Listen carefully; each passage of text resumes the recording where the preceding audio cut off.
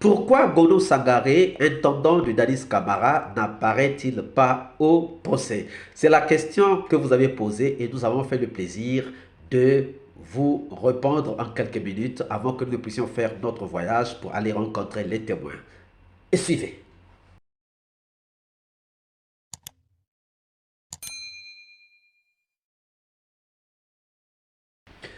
Bonjour, bonsoir, chers amis. Alors, ça fait un plaisir, alors qu'on est affairé en train de préparer un voyage pour aller rencontrer les témoins.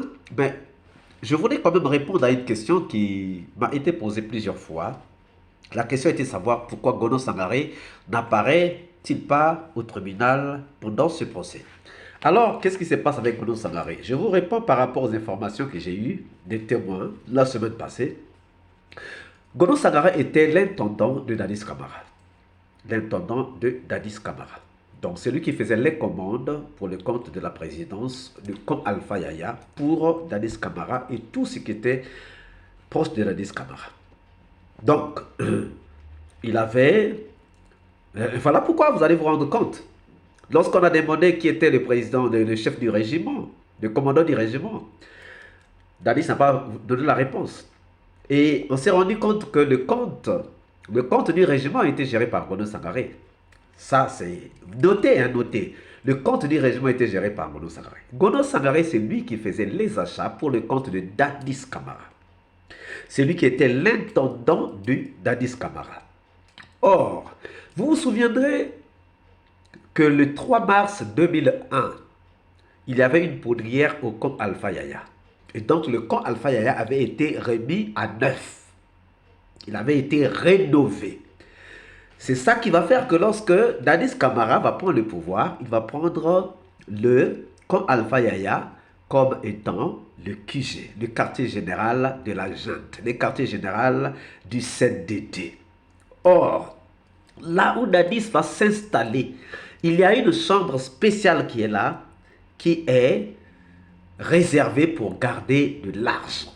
Donc, pendant la junte de Dadis Camara, dans la maison où Dadis vivait, il y avait une chambre qui était destinée à garder de l'or, de l'argent, à garder des documents top secrets. Aïe, aïe, aïe. À garder des documents top secrets. Pour le cadre, le compte de la junte militaire. Et donc, en août 2009,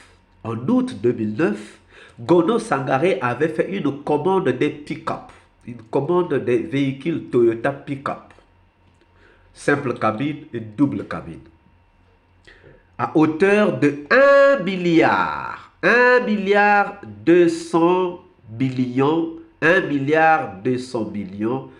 de francs, 1 milliard 200 millions de dollars.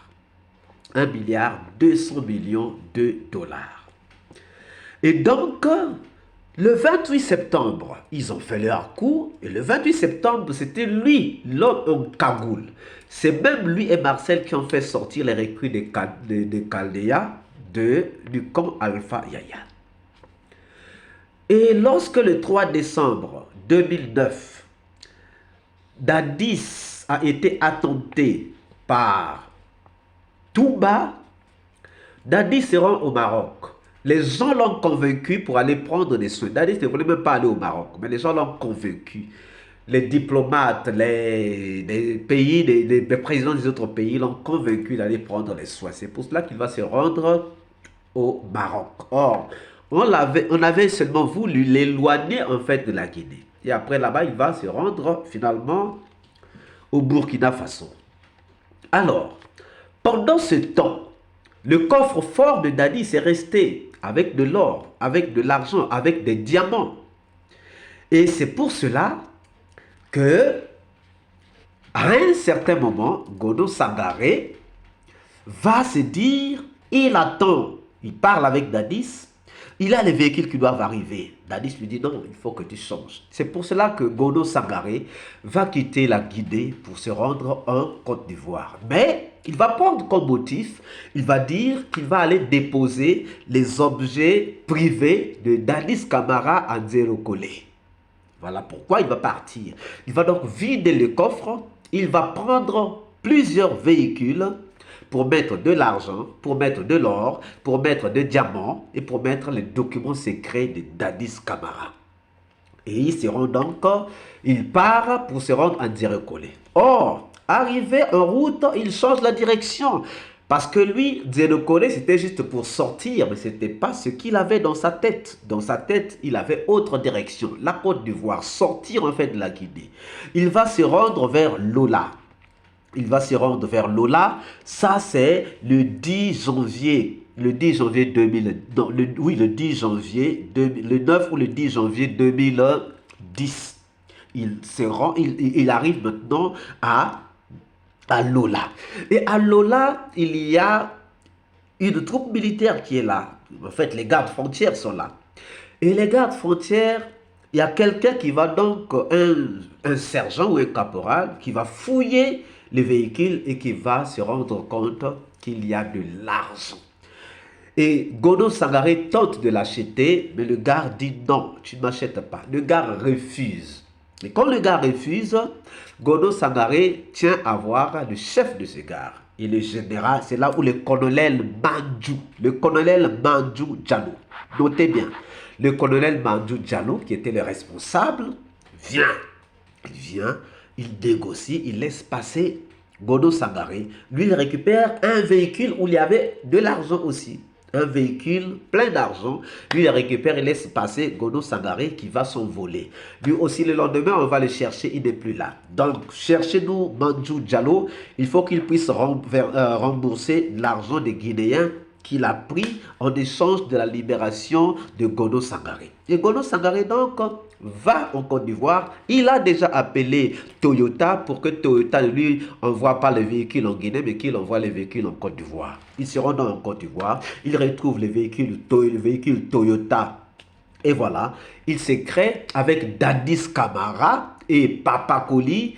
Il se crée donc cette compagnie de transport. Il y a une compagnie de transport, une société de transport créée par Gono Sangaré et Dadis Camara avec les véhicules de la Guinée. Cette question, il faut qu'on pose ça à Dadis Camara. Il faut qu'il dise, il faut qu'il rende l'argent des Guinéens. L'argent, c'est l'argent des Guinéens. Ils doivent rendre cet argent.